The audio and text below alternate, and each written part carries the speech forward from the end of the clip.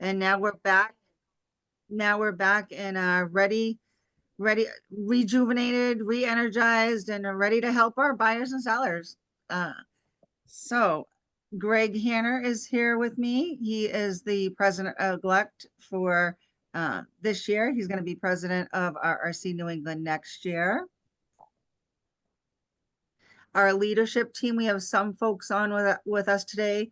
We have Courtney on, if you want to give a shout out. Hi, how are you? I'm the And, communication chair, if that helps. and Christina Silva is on the line as well. Hi, everyone. And Christina is our membership chair. Yolanda is on from Connecticut. Want to give a shout? Hello, everyone. Caitlin is on. Caitlin, Good afternoon. How are you? good. And what's your role? I support Christina with the membership role. All right. And Quincy Clayton just jumped on. I'm gonna say hi, Quincy. All right, Quincy's being quiet.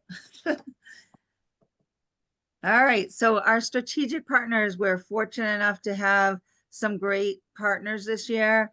Annie Mac is our platinum partner, and our gold are Coast to Coast Closings, Gaffney Law, Chris from Gaffney Law, Cross Country Mortgage, Leader Bank, MLS PIN, Clark Hill Inspections, which is John Gallagher, he's here today, and Bay Equity Home Loans, Kim Stone, Joe from Statera Law.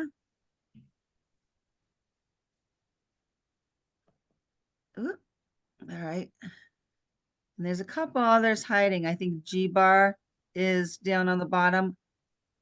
I can't see the bottom line, but if we go on to the next page. So we've got a few events coming up. This week, we have our mid-year luncheon on June 11th from noon to 2 o'clock in Newton. So if you haven't signed up and you want to go, please make sure that you register. That'll be a fun event. It's always a great time. And I believe that MLS PIN, Coast to Coast Closing, and Cross Country Mortgage are going to be sponsoring that event. So if you can come, that would be great. On June 26th, we have our Cape Cod cruise with Bay Spirit Tours. I think the boat leaves at 3:45, so make sure you don't miss the boat and get down there. So, and we'll plan on probably going out for dinner afterwards. So if you've got time to do that. And on July 17th, at Nora Lynch's house, we're going to be having a barbecue to benefit the Realtor Relief Foundation. So there's no charge to go, but if you can come and if you feel like donating to the Relief Foundation, which helps realtors in time of need, or if they've gone through any traumatic events or storms, or if they need some help, that's foundation is there to help them. But Nora has planned a great barbecue for us with a blue ribbon.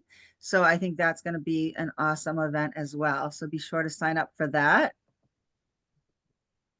On August 14th, we're going to have our New England boot camp in Portsmouth, New Hampshire.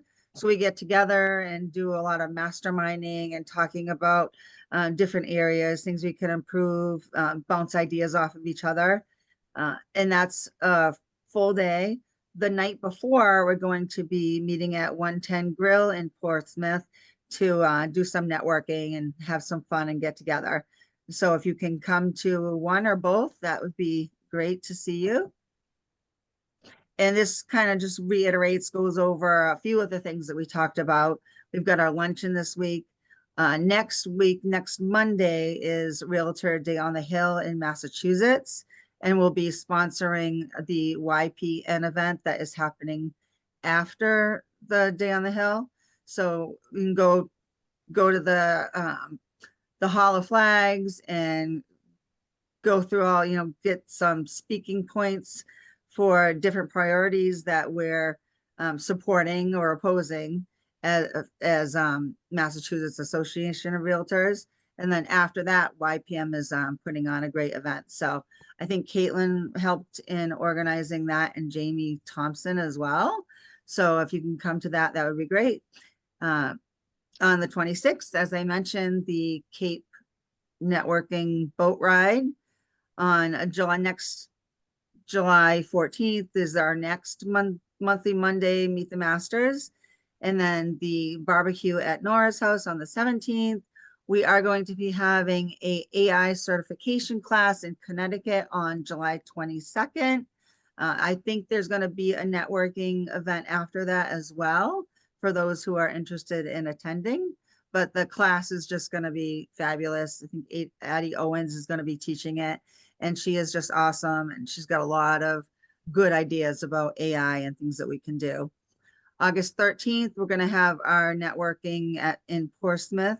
And then the 14th, our mastermind boot camp. September 16th, I believe there's going to be a class in Maine. We are looking for the details on that, just finalizing those. That's actually going to be on the 17th. The Maine class? Yes. Okay, so that'll be great if we can get those final details. I believe Addie Owens is going to teach that as well, but it's not AI, it's something else. Quincy, do you know the title of it? Yes. What is it?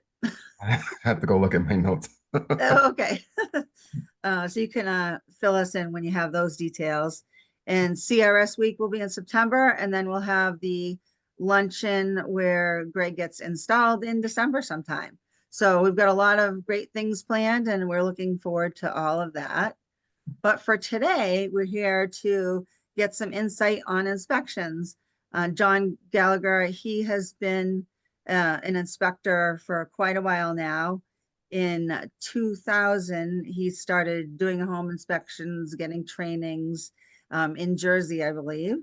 And then he moved to Massachusetts in 2003.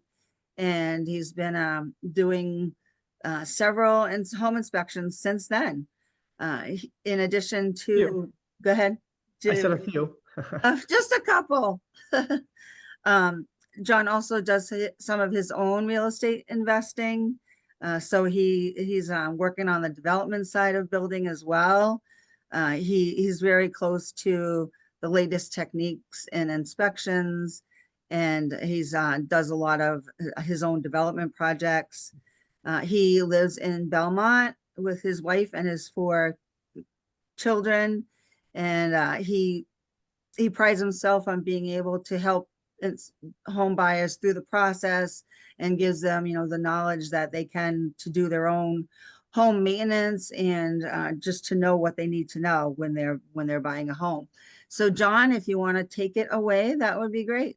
Well, thank you very much for the kind introduction. Hello to you all today. I was speaking with Greg and Michelle about like some of the topics that people would like to hear about. So I was going to share my screen and just kind of go through a PowerPoint that just hits on some like 4 major points today. Let's see here. Put this here and share that. And I want to slideshow. Oh, where is it? There. Slideshow. There we go. From the beginning. Okay. All right. So it's kind of our topics today that I'd like to talk about is like what's new in home inspections. I think maybe a thing that we like to talk about too is like the issue of a maintenance defect or repair versus like a major concern. I can give you my take on pre-listing inspections and, things that what can we do to work together and be more effective communicators so that there's not an interruption in the process as the buyer is having this pretty stressful experience. And that's, what home inspections tend to be. Probably once you get your offer accepted, you get a little bit of relief and excitement, but then the next big hurdle is often the inspections. So just real briefly on my company, we do residential and commercial inspections. We're only going to focus on the residential side. This is, my family, we traveled to Austria last year. It's Jack, Sean, Owen, and Ryan. I have 4 boys. My wife is greatly outnumbered. Um, Two of the people that work with me, Dion is a native Portuguese speaker, and Carlos is a native Spanish speaker. So we do offer those services to those communities which are growing in really all 6 states. Um, some of the things that I wanted to talk about, and as the president of ASHI New England, it's my job to really drive education for home inspectors. And one of those things is, what is coming down the pike and what is new.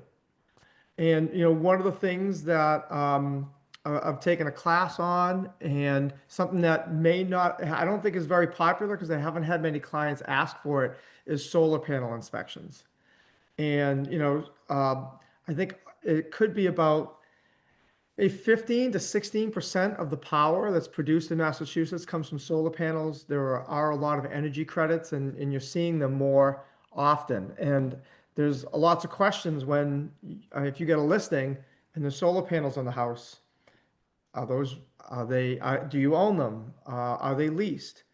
Um, in all cases, you have contractors who are installing them, and components age and things change. So a solar panel inspection is probably only about 10 or 15 minutes. And it incorporates, looking at the roof, which is what we normally do with an inspection, but it also provides measurement. And a lot of times people, they have the solar panels, they see the reduction in their electricity bills, and they don't necessarily even know, how are these panels performing? Are they performing optimally? Is there a problem? Is there a spot in the panels that are no longer working? And so we can provide that analysis for testing. And it's also that analysis and measurements that we take on site come in a report that explains how well the panels are working or what needs to be done to bring them up to where they should be. Um, Another thing that, my company doesn't provide uh, as of yet, but is becoming much more popular in other parts of the country is sewer scopes during an inspection. And, just as like a question, like how many people have had an inspector do a sewer scope during an inspection? Maybe. I've had a couple of them done, and actually it was great on one in particular that, the old clay pipe just disintegrated, and between the house and the street, we were able to get it resolved before closing. And I think that that's a great example of like a particularly big issue, because the owner typically owns that and is responsible for maintaining it and replacing it if you have that case. And excavation to put in a new sewer line can be really expensive. Personally in my house, I we actually relined our sewer line, which is a much more cost-effective option. Cost about maybe half of what it would be if you were going to dig it up and put in a new sewer line. So these sewer scopes, take about 15 minutes. The costs vary greatly, but often they'll add about $400 to the inspection. Um, and so I think it's something that is taken off in other markets. And I know certainly in Eastern Mass, but Rhode Island and Connecticut, we have a lot of old homes, and there's a potential liability that's there, and these sewer scopes can reveal that. Um, and again, kind of throwing it out there. I don't know again how popular they have been in other parts of Massachusetts. Um, Typically this was like a function of what plumbers would do, but a lot of plumbers don't want to come out to do something like that for an inspection. And so some inspection companies are now providing it, but and then finally, like mold and air quality testing. Inspectors, again, not all. I know mold was a very hot topic word, but our company does provide testing where we can take air samples and swab tests. but these are often sometimes you do when you are already inspecting and you find the problem, or you find the issue. And so that's something that is a question to, ask your clients. And sometimes we'll get calls, hey, I think I want a mold test. And you're like, I'm buying a house. And I'm like, all right, well, is there any reason to trigger that mold test? I mean, so for the most part, mold tests are usually brought on by something that you see or something that you feel. And I think that, if we were going to set up a mold test anywhere, you're going to find mold. It's about what type of mold it is, and is it causing a problem to the inhabitants. So I don't know if anyone has any questions regarding those topics. Okay. Oh, there's the Yashi symbol. I put that in there. A big issue that I think kind of boils down to communication, in which is, I think, the critical communication through all parts, the buyer, the real estate professional, and the home inspector. We all want to be speaking clearly on the same level playing field, to make sure that the client is understanding what's at stake and what we're found. And um, you know, I think what separates a major concern from a maintenance and repair item, I think, falls into three categories: the cost of the repair, or the safety and or livability of the home. I often tell my clients that, anything can be fixed, and in construction, it can also be fixed in 10 different ways. But there's a level of tolerance, there's a level of comfortability from the buyers, that they want to know, like, sure, I can replace a water heater. That's not a big cost or not a big job. Um, and so when inspectors report on these defects, and we're always going to find some defects, I think how they report is an important way to make sure that communication is clear. Um, I don't know if anyone in the group has some past experience where, a maintenance item such as, painting or some wood rot, was incorrectly or inappropriately described in a way that would make people get, anxious, or calling it a major concern when it really isn't. And I think that I think boils down to that communication part and experience. Um, Happens and all the time. it doesn't happen all the time. It does. So I think that's important to, again, for especially someone like me to hear, to bring back to the other inspectors about, working on, like, what is a big issue and what isn't. And I think part of that also rests with the buyer. I think and having and knowing that if you've got to replace a roof, well, it is a big issue, but like, it's like, is that a deal breaker? I'd say it doesn't have to be. Certainly doesn't have to be. Um, but the communication in the between finding that the roof is too old or it's leaking to getting it fixed, um, I'm sure the buyer's mind can go in many different directions, and how seasoned they are. And I do think, like, that's helpful for the home inspector to be very clear about what needs to be done. I think be knowledgeable to say, this is typically how it's done. This is the course. You'll get a roofer, they'll strip the roof, they'll put these on, they'll replace the flashings. And then the real estate professional saying, yes, we saw that roof from the street. We knew that it was old, and every house is going to need a roof at some point. So anyways, I think, like, having some synergy on the kind of communication of the defect is important. Yeah, and I think that's really, it all comes down to communication and people's perspective. And people get a list and they're like, oh my God, I have all these things to do. And, then they don't want to move forward because it wasn't really talked through. And then, the agent will say, well, the inspector was an alarmist. So they like made this big dramatic thing. And it's like, well, no, it's actually, you just need like a little box on the wires and, you need a GFI, which is like $35 or something. It can be all these little things, but then, the person gets a big list and they're like, oh my God.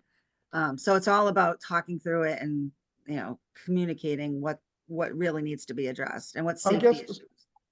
For our company, I mean, we definitely delineate between like an open junction box. Sure, it's a safety hazard, but that literally is a repair.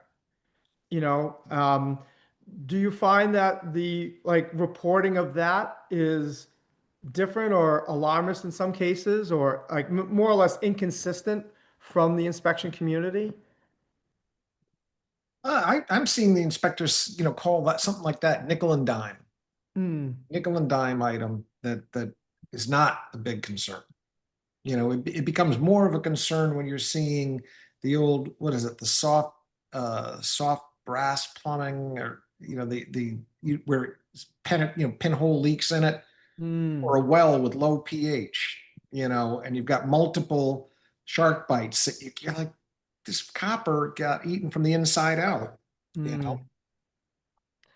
Right. And an issue like that's a great point. You know, we only see the copper in the basement, when it goes up into the walls, if you do have a high iron content, or as you said, like a low pH, and the copper can, you can get these pinhole leaks. That would be a big issue, I think. And that's part of like, all right, it's not leaking today, but you need to know that like repairs can be down in the future.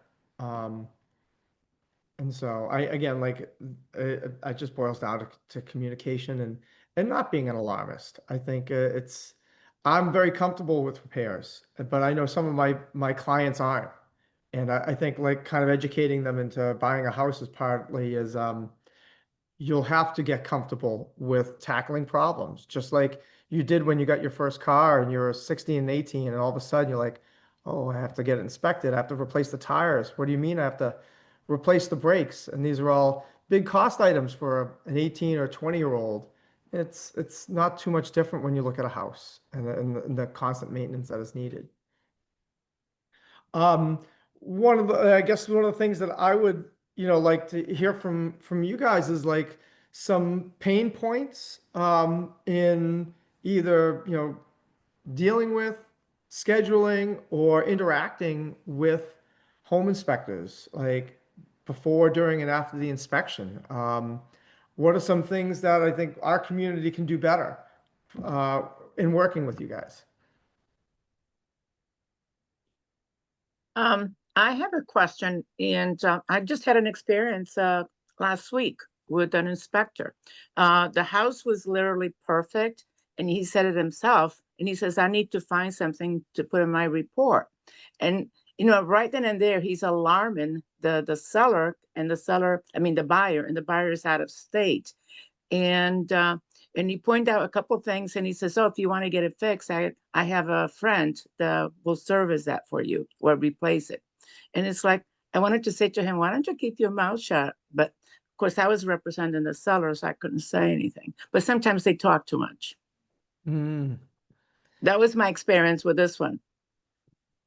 I will say I am guilty of talking too much. I don't know if I'm recommending my friend Larry, the plumber, to go to major plumbing repairs or anything like that. But that's unfortunate. I mean, it's like I look at, our job is we're reporting on existing conditions, the condition of the Hmm. home. And I have seen pretty well-built homes. And I say, you know what? My report's not going to be that long. But I did spend 3 hours here. I did get up on Hmm. the roof. I did use a drone and a thermal imaging camera. And so, it's unfortunate that some people need to justify the expense. Like I feel like maybe some Right. inspectors are trying to justify, hey, you paid me for something, I'm going to find something. And that's not the approach that is certainly, us and Ashy promote. Like it's a realistic view of a home. It is what it is, and we're not going to make something that it isn't. Mm. Well, and I'll jump in there that I'd say that flip it around from the inspector, saying, I want to find something. There's also the buying agent side. The buyer's agent's got to manage the process also, in my opinion. He And wasn't there. well, and the big part that I didn't hear you say, but we know that home inspection really is a measure also of service life. What do you have left in all the different systems? Where are you at in the life cycle? Every single house, when you've got that long distance buyer that's reading a 30 to 50 page report, Right. they've just got to understand, is it a big deal? Is it not a big deal? But the agent, Exactly. That's the approach. Yes. I mean, I'm not trying to make a big deal, but it's sometimes they need to pay attention to the person that they have in the room. I guess in your experience, when you review reports, do you find it helpful? So like in our reports, we take we color code our categories and put them at the front of the report. And so, they break down to, safety issues, major concerns, repairs, maintenance, improvements, and like a just a note, like, hey, this is, what we saw, and it's not an issue, it's just something you should be aware of. Do you find that other inspectors are breaking down the defects enough Yes. to kind of like have the buyers understand, like, all right, I don't have just 61 repair items. I have, maybe 20 repair items, one major concern, and like two safety issues. Like, Yes, that's very helpful, especially new buyers. Yes, they do that. John, do you know Sound Home Inspections, Tom Morgan? The name sounds familiar, but He's an old salty dog down in Mystic area. okay. But his crew, what they've been doing to enhance the reports and make them better easier to understand is they're providing links in the PDF that are hot links so that then the people can see, okay, here's a 30-second explanation right out of the horse's mouth. Here's what the topic is. Here's what we're finding. Any questions, let me know. And those Oh. video snippets that he's putting in, other than just still photos and text, that's very helpful. Yes, that is. They're excellent. So they're actually, those are the videos of himself on site, just giving like a quick synopsis Yep. and then putting them in. Okay, Exactly. And it really helps. great. Well, that's good information to bring back to Ashley for sure. That was literally the similar idea that I was going to bring up, Greg. I'm glad you said that. The buyers today, if they are really millennial in nature, right? So many of them, they are relying on whatever information they get from AI on their cell phones, things of that nature. They're getting answers to questions before they even ask us. And they're not necessarily the best answers for those questions because they're not specific to the situation we're dealing with. So the best resource would be someone like you, John, to provide them the answer in a way that they could literally, the questions in front of them, it could be in the report, quick link, and it just takes them right where it needs to be. You also mentioned, the way you color code things, and that's something I've been seeing for a number of years. But something that would probably even make that even better is really sorting by price, right? Top down, most expensive all the way down. Right on the front page of that, or the very, very beginning of the report to say, well, okay, so I know they tend to prioritize things by most important, because a most important thing might be something that's not super duper expensive, but because a lot of the buyers are also, they're going back doing home inspections, but many of them, I'm also seeing that they are, having a minimal dollar amount that before they even ask anything of the seller, just to become somewhat competitive.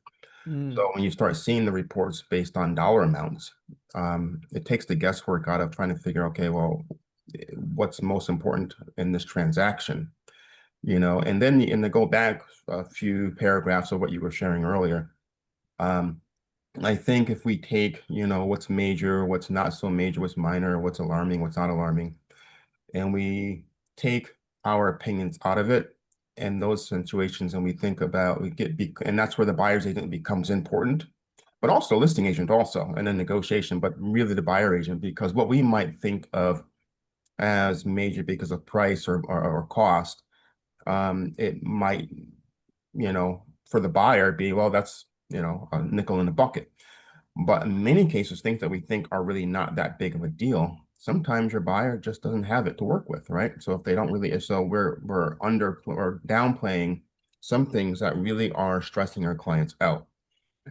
So that's where sometimes a conversation with the agent in advance of that inspection, that home inspection, a 5-minute conversation with with the buyer agent to get a feel for who is the buyer, all right? Or that agent or that inspector could actually speak with the buyers, rather than waiting for the first time being at the home inspection, to really get a sense of where they are financially, what's important for them. And so that we can because what we're doing as agents, we're not all things to everyone and being so general. We are really very specific for this buyer, and we are something different for another buyer and something else for another buyer, because we have to meet the needs of the individual buyer. And I think home inspections have become so generalized that sometimes it's, where we can't put them all in the same basket. No, I appreciate that. That's sage advice for sure. John, the one thing that we had talked about before we started was you are seeing some more. First off, Connecticut's different than Mass. We don't have your Title IX stuff. You guys have to, the sellers have to do inspections in Mass, right? I'm sorry, septic. Yeah, for Septic inspection. yes. Yeah, so when the law is written as, and the seller usually does it, it's a 2-year window when you get your Title V, and you can't pass papers without a clean Title V or a plan in place to replace it. So like that's kind of how the law is written. But anyways, I just go ahead. well, the point I had was, what about when you're representing the seller and you're doing the pre-listing inspection? I love those. So if I could just interrupt for a second. So we are at 12:33. We can continue on. I do know that if some people have to leave because we usually end at 12:30, that is fine. We do want to thank you, John, but you can, like I said, people want to continue to ask questions, stay on. And I did want to recognize Paul Romano was on the bottom of that strategic partnership schedule. So I just wanted to highlight that he's one of our strategic partners as well from Skyburst that does financial planning. And I thank everyone for being here. I appreciate it. And if you do have other things to attend to, feel free to do that. But you're welcome to stay on, John. Thank you. Sure, I'll just thank you, Michelle. I appreciate that. And just to quickly answer Greg's comment about pre-listing inspections, I think that they're a good idea. I think one, they allow the seller to temper their expectations of like what their asset is. I think it gives them the ability to disclose things in the listing to if they're not interested in dealing with the repair. And I think it also sends a message to the potential buyers that, hey, this person cared a lot about this asset, that they actually went out to go find some information on it. Whether you provide the report or not, I think it just shows that level of like concern that, hey, I'm not here to hide anything. And I know for myself, I had to sell my parents' house, and we, long story short, they like, oh, is there, do you ever have any like, big issues? And I'm like, no, it's an older house, 100 years old. And I told them, I go, I want you getting a home inspection. This is when people are waiving inspections. I go get your home inspection, and that's fine. And they found termites, and like, well, you never mentioned termites. I'm like, I couldn't even remember, they had termites. And so like, I think the idea like that, and as me being the executor of the estate, just again, just trying to pass the asset along, and people asking, were there any problems? I didn't remember. But like having that inspection, and I'm glad the buyers got it. They saw the termites, and there was one shelter tube, no damage, but and the house was treated, and we had the documentation. But again, I think pre-listing inspections have a place. I do find that like in the course of been doing inspections, they've been somewhat popular and then non-existent, and then they kind of come back to being a little popular. I don't know where they are now in the market, but.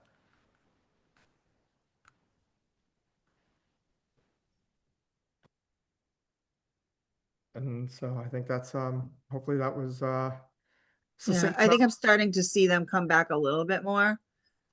So I am seeing them pop up here and there to kind of get preemptive on that. And just like I'm starting to see more inspections happen as opposed to like waiving everything, including appraisal and everything. Right. So that's nice to see. And in Massachusetts, we have the new regulation that's going to be coming up, and I think it was just extended till October or something, where they're trying to take the home inspection aspect out of the initial offer acceptance stage. So we'll see how that plays out too, because I think it'll be good for, buyers. I think as realtors, I think we generally want people to have inspections. So in 3 to 5 years down the road, they're not like, oh my God, I got this house that has this big structural defect that if it had been looked at, it would have been picked up. So Sure. No, I looking appreciate forward to that. see that. Yeah, yeah. I was one of the four architects of that legislation. And so I was actually in contact with the state just before they released the regulations. I didn't write the regulations. They just took my input. But I think ultimately it is supposed to, the idea is to create a level of fairness and transparency. And without transparency, we really don't have a functioning market. So I think this is a good consumer protection step that Massachusetts took, because the waiving of inspections caused some serious harm to certain buyers, and it's unfortunate. Yeah, we'll see how the implementation of it is, but in concept, it's good. Yes. Hey, Yes. John, what is your geographical coverage in the state? So for residential, I'm based just outside of Boston. We go all the way to Central Mass, like Worcester. Hmm. We'll go down like towards the Cape and some of the South Coast towns. Um, and we go up to southern New Hampshire.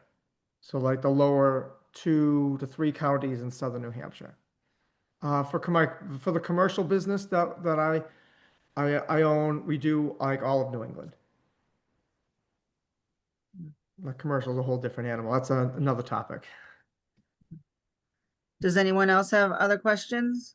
I just had one question, John. You said, what's the organization that you're a member of, you're president of right now? President, so it's ASHI is the American Society of Home Inspectors. It was basically the first uh, organization ever created to kind of, set standards, because before there was licensure in states, like home inspections were kind of the Wild West. And ASHI was like the kind of guiding light, setting standards and establishing like an education protocol. And that's the organization I belong to. What percentage of home inspectors out there are certified? In ASHI? Yes. Um, I would say in Massachusetts, it's probably around a quarter. 25 years ago, it was probably like 70%. So I think licensure has kind of hurt ASHI in states where there's licensure. And there are states that don't have licensure, and ASHI is, I mean, I think it's a local chapter that I'm involved in, and we try to strive to to set ourselves apart, to really take care of our members. I do think national has struggled a little bit to keep up with the times. And there is another competing organization that kind of certifies home inspectors Hmm. that is mostly online. And that is probably that organization has grown while ASHI has shrunken a little bit in the last couple of years. So that's why you get along well with the CRS designees. Education requirement minimum. That's it. So our education requirement is double what the state is for licensure. All right, well, thank you again, John. We appreciate you providing insight and giving us, perspective from an inspector. And I hope, Christina, you came